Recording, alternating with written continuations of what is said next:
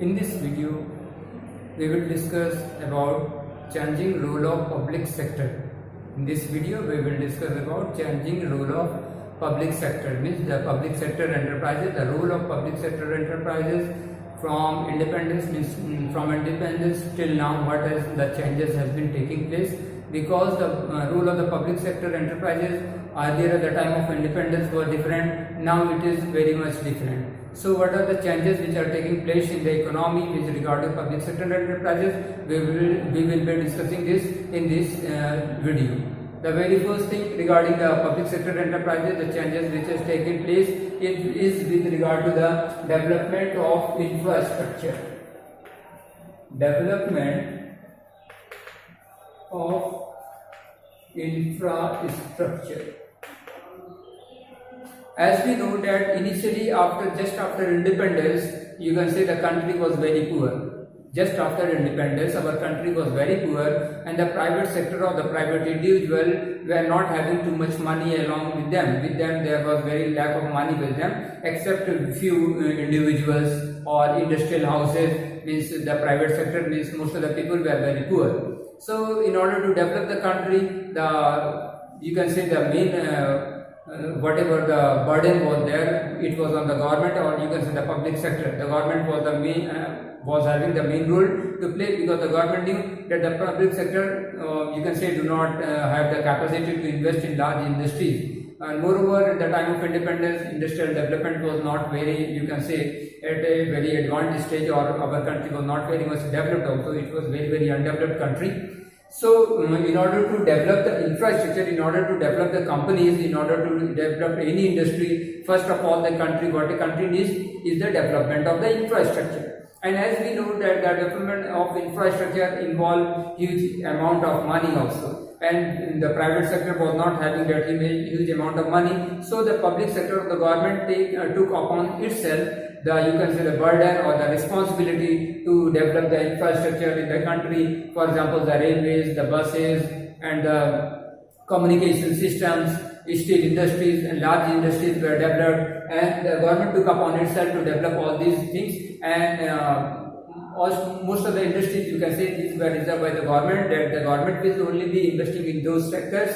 The private sector will not be allowed. Moreover, most of the time you can say the private sector was not in a position to invest also, except a few individual or few industrial units. The rest of the people were not in a position to invest. So government, the development of infrastructure was one of the main objectives of the government, and the public sector, you can say, initially took the responsibility upon itself to develop the infrastructure facility. For example, the railways, the roadways, then the electricity and power generation, steel plants, hospitals, all these things were being developed by the public sector. Next, you can see the regional balance is also regarded. Regional balance. Just now I told you that our country was not very developed at the time of independence. You can say we were very backward country in the form of, you can say, industrialization. Moreover, you can say economic condition of the people of our country was also very poor. So, and one more important thing with regard to the development was regarding to the regional, you can say, imbalance. Regional imbalance in the sense that the whole country, actually few parts of the country, especially the port areas. The port areas, they were somewhat developed, but the rest of the country was very undeveloped. The rest of the country was very undeveloped.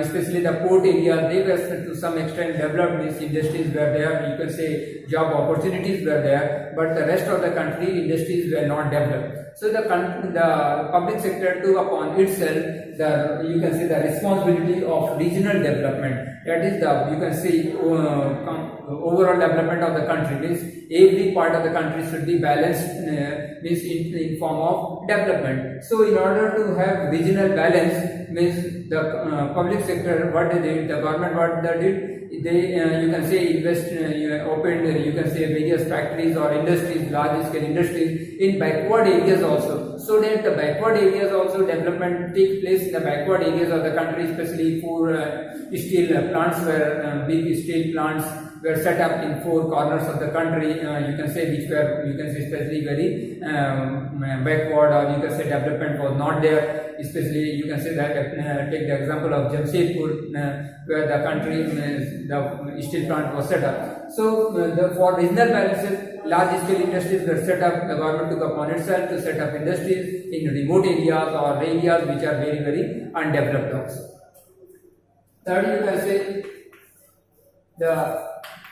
as we know that large scale investment, because of large scale investment, there is, you can say, economies of scale is there. When something is conducted, or you can say the manufacturing or production is done on a large scale, there is economies of scale. And as I have told you just now, that the private sector was not having enough, you can say, capability, or you can say the money, or the required you can say outlay to invest in the, you can say, the private sector, and to earn, or you can say to get the advantage of economies of scale. The government took upon, the public sector took upon itself to develop, you can say, large scale industries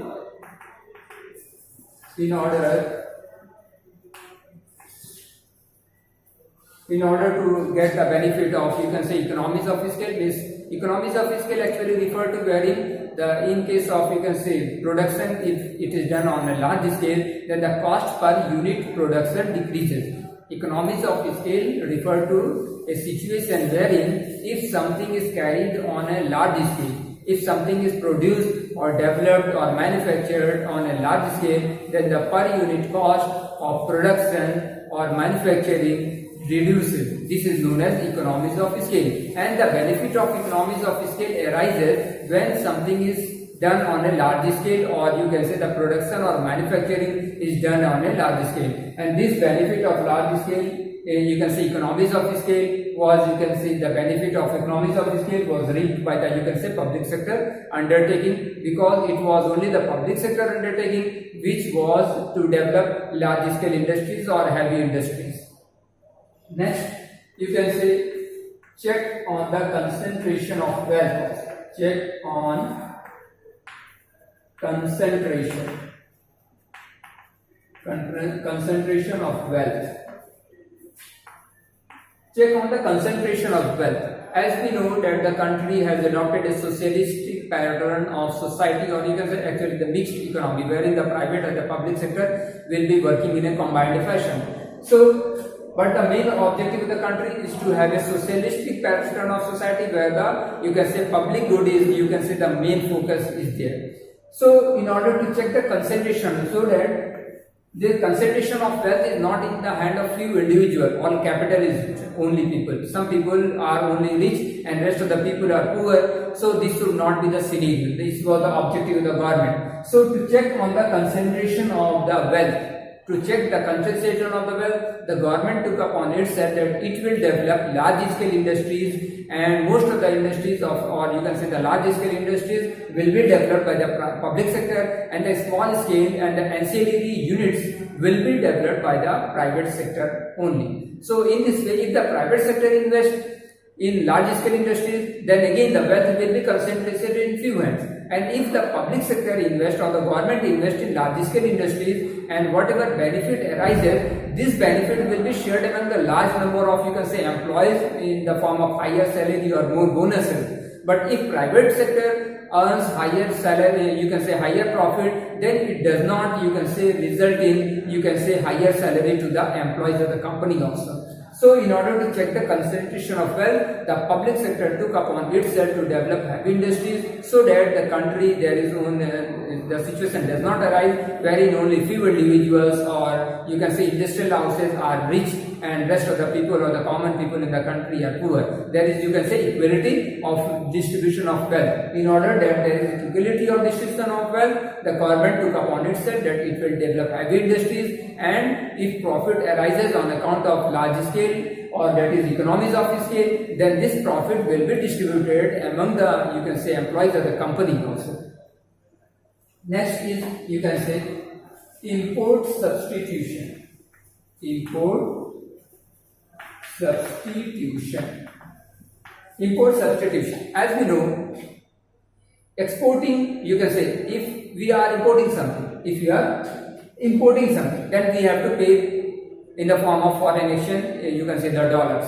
We have to pay the dollar. And at the time of independence, we were having very less amount of money in the form of, you can say, in order to purchase goods from outside the country, by paying foreign exchange. So the country took upon itself, the public sector took upon itself the import substitution. That is, we will produce, the public sector will produce those goods which were being earlier imported into the country. Instead of importing those goods in the country, we should try to develop the substitutes or the same type of goods or substitute of same types of goods, so that we do not have to import most of the goods from other countries and pay in the form of foreign exchange, because there were, you can say, shortage of foreign exchange in the country. So the public sector, the focus of public sector at the time of independence, or you can say even after thereafter, is always, even now also, the focus is on import substitution. We should produce those goods which are substitute of the goods which we are importing nowadays. And this is the focus from independence till now, that lesser goods should be imported as far as possible, and the substitute of imported goods should be developed or manufactured or produced in the country itself.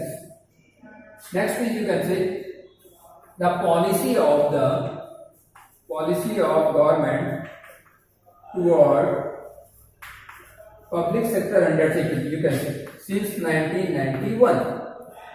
The policy of the government since 1991 toward the PSU, there is, you can say, great changes has taken place in the industrial policy of 1991. The earlier, what were the policy which was followed by the government with regard to public sector undertaking, there has been a dramatic change in the policy which has been adopted by the government after 1991.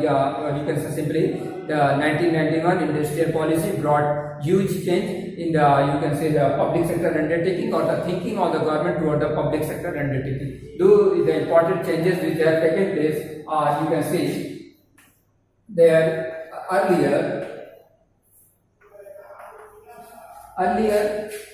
the PSUs or the public sector undertaking, there were many industries which were, you can say, reserved for public sector undertaking. There were 17, later on reduced to 8, later now has been reduced to 3. Means initially the public sector undertaking were authorized, or you can say only permitted, to invest in 17 type of industries, and in these 17 type of industries no other, you can say, private sector was not, you can say, allowed to invest. And thereafter this, the number was decreased to 8, and now further it has been decreased to 3 also. That now only 3 industries are, you can say, reserved for the public sector, and rest of the, you can say, industries can, you can say, in rest of the industries, even the private sector can now invest, or you can say they can also start those type of industries. Especially, you can say, the railways, the defense, and the atomic energy. These are the 3 industries which are reserved for the public sector only. In the rest of the industries, private sector can also compete. Disinvestment. Next point is disinvestment. Disinvestment of select PSUs. Disinvestment was done by the government in the select PSUs in the public sector undertaking. Some disinvestment was done. Is disinvestment, the share, you can say, the ownership, a part of the ownership or full ownership of the public sector undertaking was transferred to the private sector. Full undertaking, or sometimes partially, some of the ownership, a part of the ownership, you can see in the form of shares, the shares of the public sector undertaking were transferred to the hands of the private sector, and this is known as disinvestment. So disinvestment was done in case of select PSUs, so that the fund, if disinvestment is done, the government can have some good amount of fund with them, because these funds were blocked in the, you can say, PSUs, and if the government disinvests those PSUs, that the government will have sufficient fund to invest in some other infrastructure projects also. Also, in some PSUs, disinvestment was done so that they can be made, you can say, just like work like a corporate body, you can say, and private management, they can function, you can say, properly, you can say, run the management of the company also. For this also disinvestment was done. So for not all the pieces, but some selected pieces were disinvested, means the shares or ownership of the public sector undertaking was transferred in the hand of the private sector. Next is the, you can say, policy regarding SIC units. Policy regarding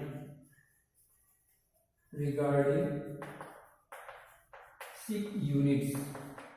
What is the policy regarding the SIC unit? Just now I told you some of the PSUs were disinvested. Similarly, those units which are SIC units here refer to the loss making, especially those were units or the public sector enterprises which were making loss for a continuous long period of time, or they were not making sufficient profit. So these are the SIC units. So policy regarding the SIC units was that there was this board was set up, BIFR, Board for Industrial and Financial Reconstruction. So all those SIC units were transferred or referred to the Board for Industrial and Financial Reconstruction, and this board was to recommend. It was to recommend whether the unit will be revivable or not. It can be revived or not, or it have to be closed down. The board will recommend. The board will recommend whether the company have to be, you can say, closed or revived. Closed or revived. The board will refer whether the company will be revived or it will have to be closed. So, if the company is closed, then what will happen to the employees of the company? For this, National Renewal Fund was set up. National Renewal Fund. A fund was set up so that those companies which will close down, the employees of the company will be compensated if they take voluntary retirement. It is known as VRS, voluntary retirement scheme. If the employees of the company take VRS, then the amount will be, you can say, adjusted, or you can say taken out from the National Renewal Fund. Or if it is to be closed down, then some of the employees may try or may will that they want to continue or work in an organization. So in this case, the employees, those who are willing to work, they can be retrained and some redeployed in some other public sector undertaking. So for this, again, some fund will be required, and this fund will be used from the National Renewal Fund. Now, the last one is the MOU, Memorandum of Understanding. Memorandum of Understanding, this was the agreement. An understanding was signed between the government ministries under which the PSU was the public sector undertaking works, and the management of the public sector undertaking. The ministries and the management of the PSU's undertaking, or you can say Memorandum of Understanding and agreement was signed, wherein the management of the public sector unit were given more autonomy or more power, and they were, you can say, given more freedom, but they were held accountable that they have to show particular result, they have to show good result, or they have to show good profit of the company. And an agreement was signed between the management of the, you can say, public sector undertaking and the ministries concerned, and under this, the management were given more autonomy or more power to run the company according to their will, or according to their will, and but they were also held responsible or accountable for the result of the company or for the good result of the company also. This is about the, you can say, the changing rule of public sector enterprises.